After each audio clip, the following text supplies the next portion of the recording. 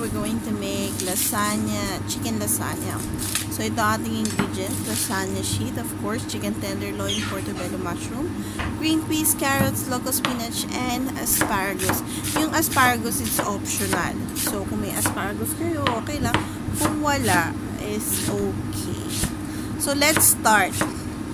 Okay, so first, we're going to cut a onion. So, malaki-laki po yung onion na nabili ko. So, medium size brown onion. So, cut into cubes and then magsisimula na po tayong maggisa. So, usually, pag ako naggisa ng onion, kasi it's very nice pag ang onion po natin ay kinaramelize po natin. So, you have to caramelize the onion. So, ibig sabihin po nun is pagkalagay nyo po ng pan, and then once the pan is hot enough, heated enough, put the oil, and then put the onion, and then cook them until lumambot.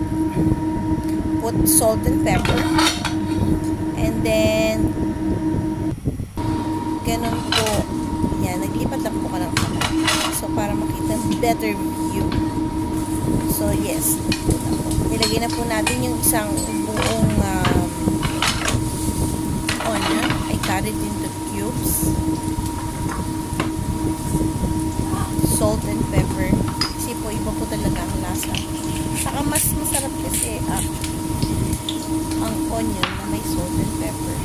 And even the kids that I'm looking after, they eat onion and they find it kasi ang onion, lagyan mo ng salt and pepper habang ginigisa mo. It's sweet sweet siya. So, in my opinion.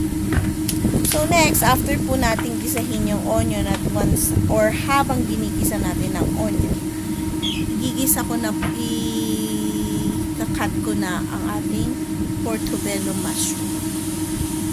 So, just wash it, the mushroom, and then, ikakat din po natin kung paano natin kinat yung onion, kung gaano po siya kaliit, ganon din po natin ikakat yung mushroom. Since we're making lasagna, maganda rin po siya na pag nilagay natin sa lasagna is pare-pareho siya ng size. Ang asparagus, at nakikita nyo po, diba, ini-snap ko lang po yung asparagus. So, this is yung pinaka-babang portion niya. Hindi po natin kailangan yun. So, ganyan po natin malaman kung alin yung dapat tanggalin sa asparagus. Ito is baby asparagus, pero kasi yung pinakadulo kasi, pag hindi nyo tinanggal, ano siya, it's very chewy siya. So, kaya po natin tinatanggal. Especially, I have two kids looking after, so, ganyan po. Pag malalaki yung asparagus nyo, ganyan din po talaga. But, sometimes, I use peeler. Pero kasi, pag ginagamitan ko siya ng peeler para dun sa dulo, pag niluto ko siya, yung iba po talaga, it's very chewy. So, even it's young asparagus, yung baby asparagus ang gamitin. So, same as the asparagus, I'm gonna cut them to small. As small as how I cut the onion and the mushroom. Para po pantay-pantay at maganda siya tingnan pag nilagay niyo siya sa lasagna. So, yes. So, I'm gonna put aside yung asparagus kasi it really cooks so fast. Usually nga, pag meron kang bunch ng asparagus, you just saute them in a pan for a few minutes and it's already cooked. So, now, I'm gonna cut the mushroom.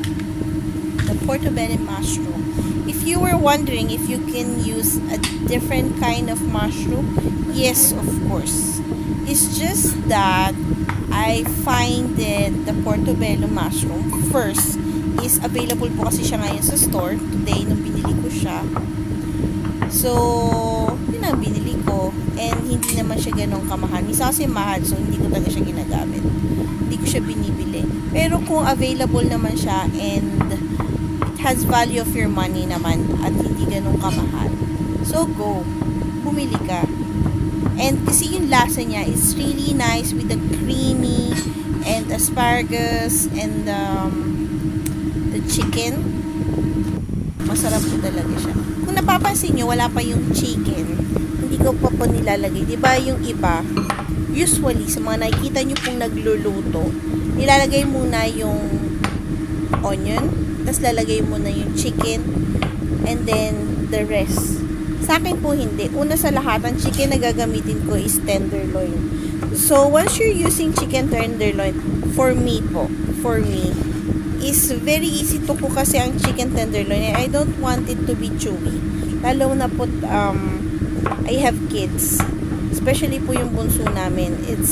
Ayaw niya po ng very chewy na chicken. And then, she doesn't end up eating them once it's very chewy. And chicken tenderloin is very easy to cook. Even it's from the oven, you just usually cook them for 8 minutes. And just oven them. Kasi tenderloin yun eh. Sobrang lambot na po talaga yun. And it's very easy to cook. So, kung lulutuin ko muna yung chicken tenderloin, igigisa ko siya together that. By that time, it's very chewy na. So, at mahirap niyain. So, niluluto ko muna yung mushroom and then the onion para after kung maluto yung mushroom, saka ko ilalagay yung chicken tenderloin. So, in this recipe, I use 5 to 6 chicken tenderloin. If you're in Hong Kong, the one that I buy is Tyson. Isang packet po yun, isang pakete. 1 kilo po yata. I can't remember kung gano'ng karami yun. Pero usually, I use 5 or 6 pieces ng chicken tenderloin. So, okay. So, ginisa na po natin ang onion and then the mushroom. So, masarap ang mushroom for me to put a little, don't forget to put the salt and pepper. Although naglagay na po kayo sa onion, hindi naman po yan naalat. Trust me. So, after I put the mushroom, I put the persil. This is some parsley. It's a parsley, and I put tarragon. I also may use tarragon herbs pag gumagawa ko ng chicken pot pie. Iba yung lasa. It's sarap for me. So, that's why I put parsley and tarragon in my chicken lasagna. So, habang niluluto ko yung mushroom, I put 1 to 2 tablespoons ng butter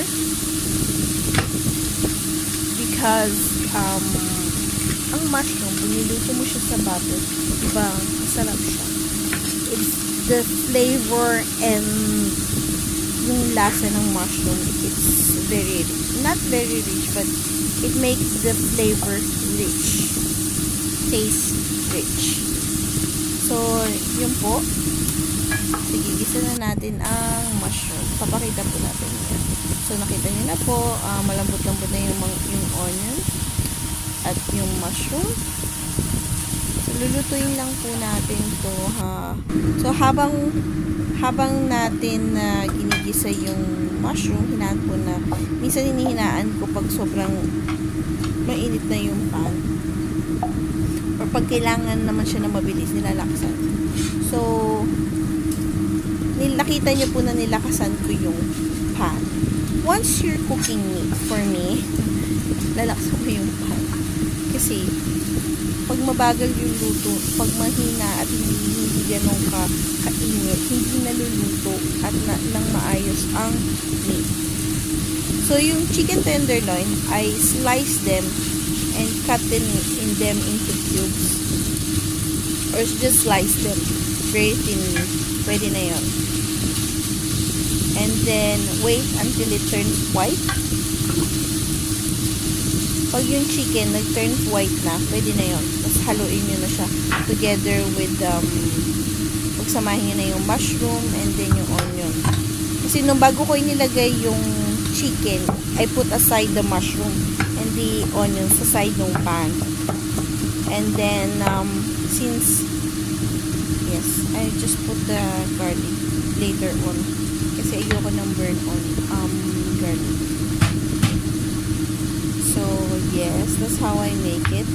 Then, so habang niluluto natin ang chicken for a few more minutes, ayan, halo-haloin nyo lang siya from time to time. And then, here in Hong Kong, this is what it looks like yung spinach dito sa Hong Kong. So this is local spinach. Actually, there are two kinds in spinach here. The other one we have as well is very small leaves. Ito yung malaki. So hindi ko na kailangan yung ibaba. Ibaba. Tapos ko na yun. I just only need the leaves. And I'm just gonna cut them finely. So I'm just gonna chop. Okay. So habang niluluto nyo habang nagluluto kayo sa pan, just make sure na it's just low heat. Para hindi po masunog ang inyong niluluto habang nagkakat kayo niyan. Kahit yung pag nagluluto po ako nagsisimula akong magluto, just like yung sa onion kanina.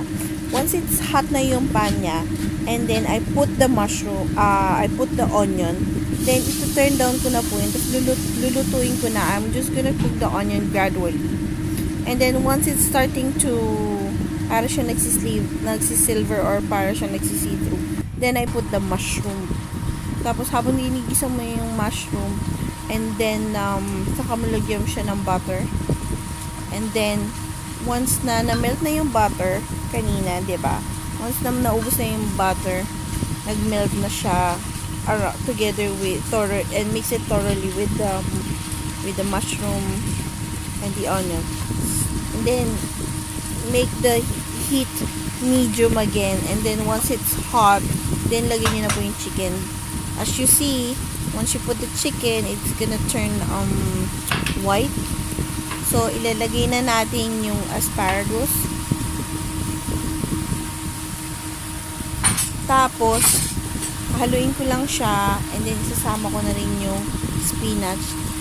Then after I put the spinach, I will cover them para maluto yung spinach po talaga. Yes, kailangan mo po talaga maluto yung spinach. Kasi sometimes ang spinach, pag hindi mo naluluto, pa talaga. It's really good talaga na maluto yung spinach. So, it takes 3 to 4 minutes. So, low fire lang po yung habang niluluto niyo yung spinach. So, para lang maluto yung spinach.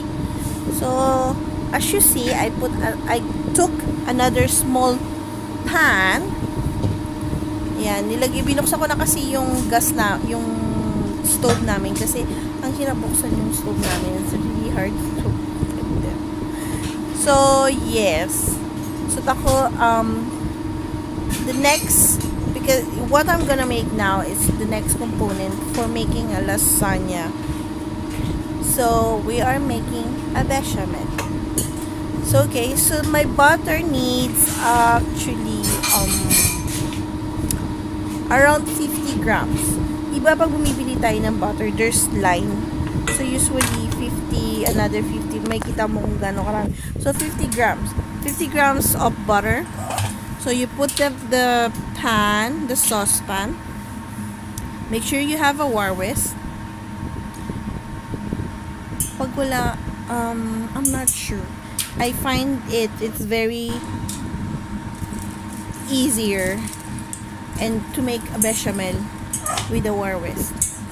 But it's not easy. It's not easy to video making bechamel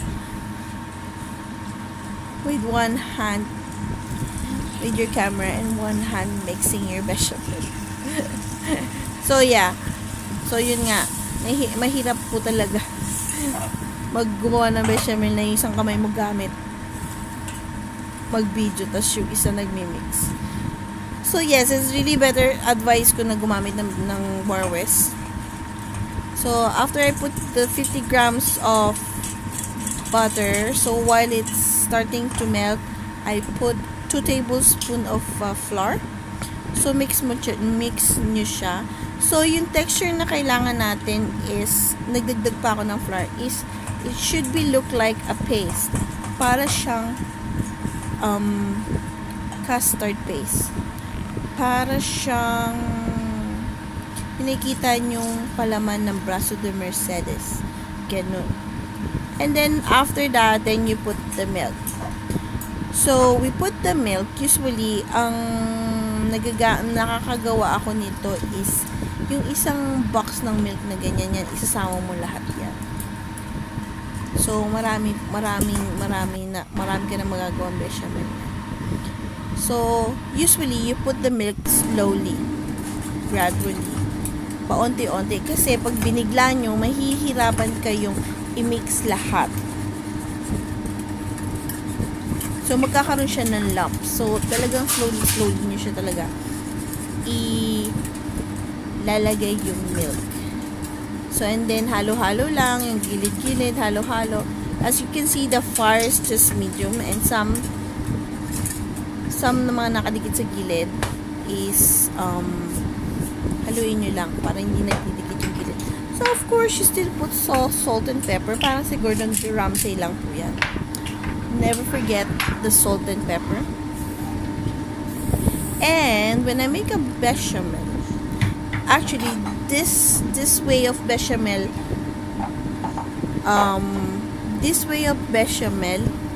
is only one way of mine how I make bechamel.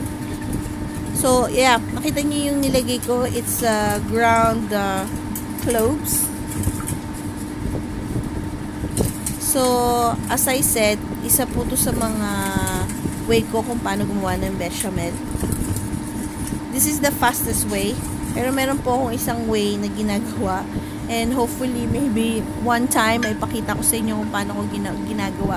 But yes, pag gumagawa ko ng bechamel, I always put just a pinch of ground cloves. Iba po yung lasa. Tastes like nutty flavor. So, yes, hinintay na lang po natin mag-thick yung sauce ng bechamel ko. And then, once it thicken, it's done. So, tapos na yung isang components of my chicken lasagna. So, and then, don't forget, yung niluluto nating fillings for ating lasagna. So, hinintay ko maluto din yung fillings ng lasagna natin. Yung chicken, yung spinach, and then yung mushroom. So, yes, hinintay na natin mag-thick yung lasagna tuloy. Yung white sauce.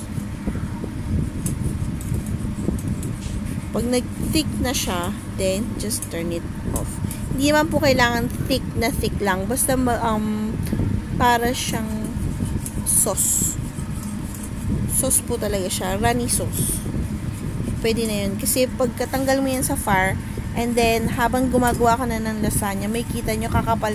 Ano pa yan eh, continuous cooking pa rin yan eh. Kasi hot. Mainit pa siya. So, it's still hot. So, it's gonna be still continuous cooking. So, once na, yan, nakita nyo, makapal na siya. O, see.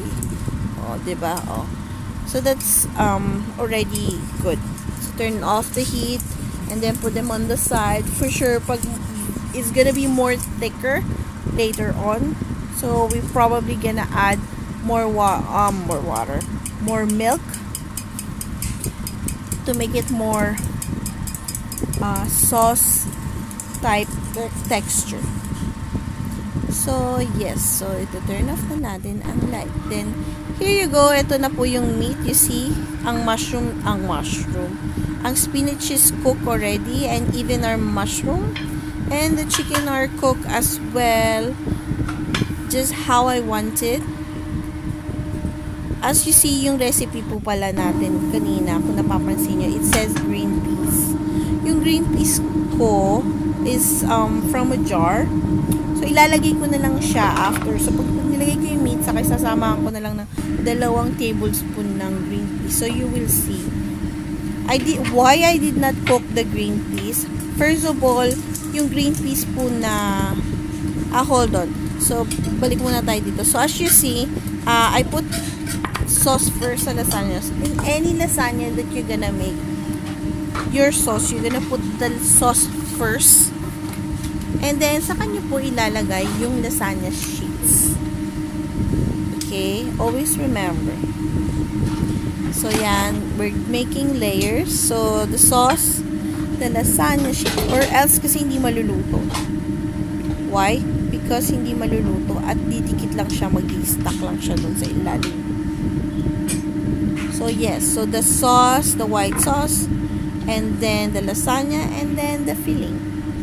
So, yung chicken, spinach, mixture natin, ilalagay lang natin.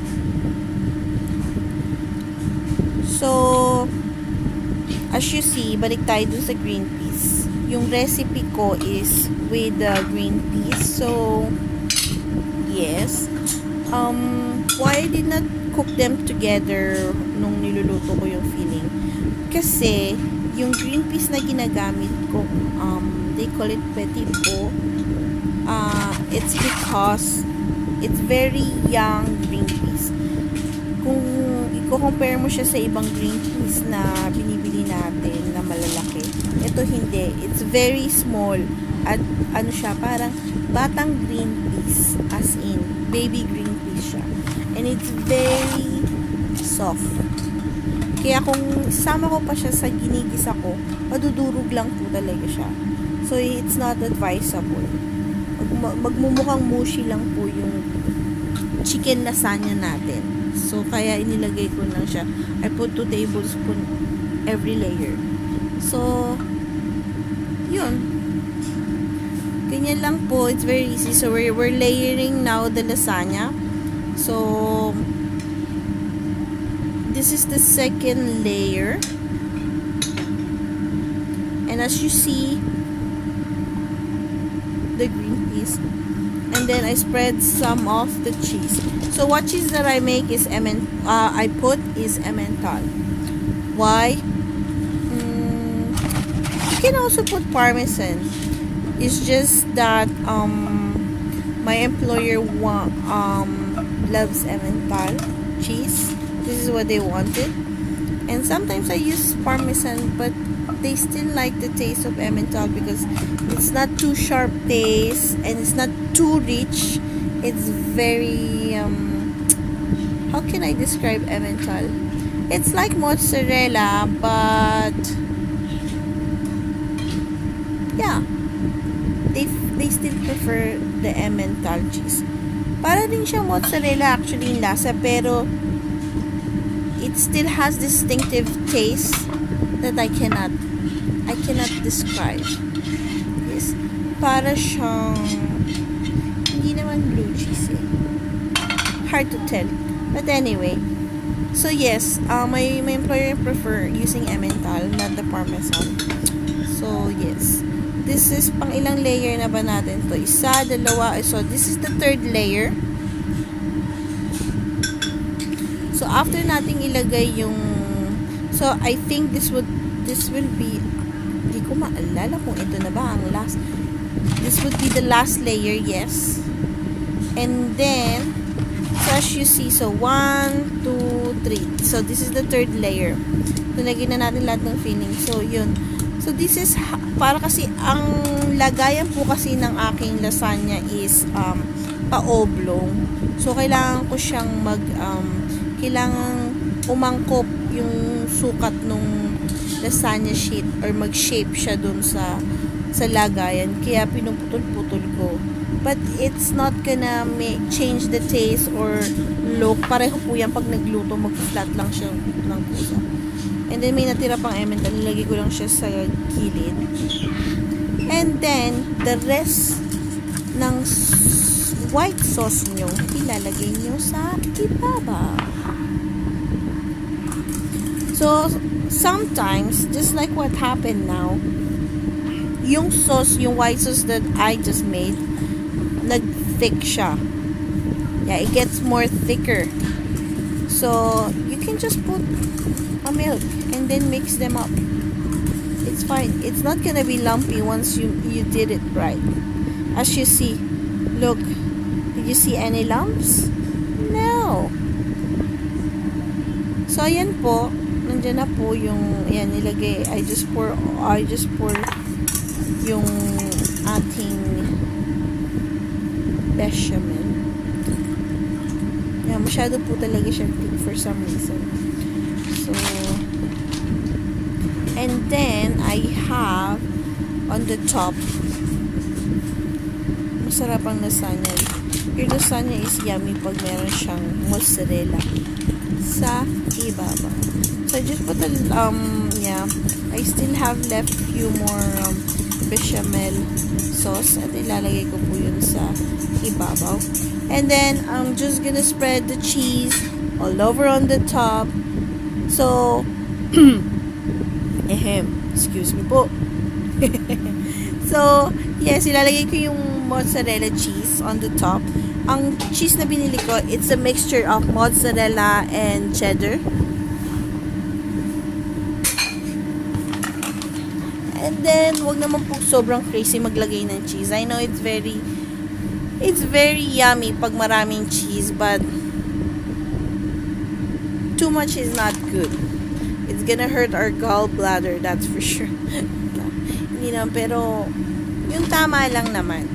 And then, hopefully, yeah, I forgot to tell you at first pala ng video na, of course, the oven is preheated already at 180 degrees. And then, it's gonna be cooked. Lulutuin nyo lang po yung, kasi luto na yung nasa loob niya. Lulutuin nyo lang yung lasagna for 45 minutes. And then, it's done. Hope you like my recipe and the way I make my chicken lasagna. Hope you try also my recipe. And that's it. Luto na siya. So, of course, una kong isi-serve ay ang aking dalawang alaga. I'm gonna make for their dinner. Yes. So, if you were wondering nung naluto, so, pagkaluto niya kanina, I just kept it in the oven. And then, I open a little bit the oven. Of course, I turn it off. And then, I keep the oven a little bit open. And then, lumabas kami, naglaro. And then, after pagbalik, it's still warm. Yes. And the kids love it. And even me, I just tried it. The chicken is just perfectly fine. Hindi siya chewy. And I guess because it's tenderloin and it's very soft, it's very, I like it. I like the taste that I made. I like the lasagna, chicken lasagna that I made. So, I hope nag-enjoy po kayo sa panonood ng aking video. At, sana po yung nagkaroon din kayo ng idea at nagustuhan po ninyo. Maraming pong salamat. Till my next vlog. Maraming salamat po ulit. Bye! Bye mga kapatid! Bye-bye!